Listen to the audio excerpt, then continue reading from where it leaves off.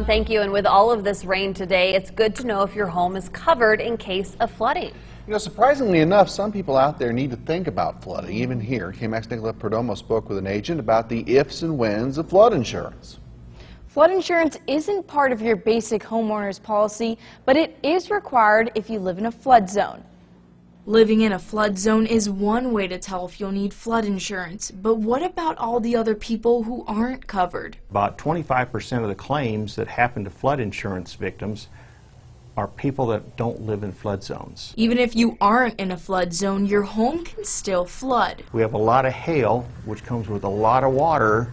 You can actually have the backyard dam up, and water can come into the house. Hetler says even 1 inch of water can be damaging. If you have 1 inch of water in your home, you might as well have 3. You might as well have 6, because you've got to replace sheetrock, you've got to replace baseboards, you've got to replace carpeting, and you've probably got to move out. And he says with more and more construction, we could see even more flooding. As Lubbock builds and builds and builds and puts more concrete down and asphalt parking lots, you're going to have more flooding because there's no place for the water to sink in. And if you do experience flooding and don't have insurance, you're going to have to clean up quick. You've got to get cleanups to occur, probably involve some professionals because you've never done this before.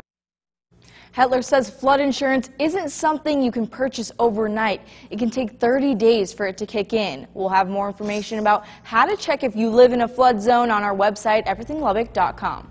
Nicolette.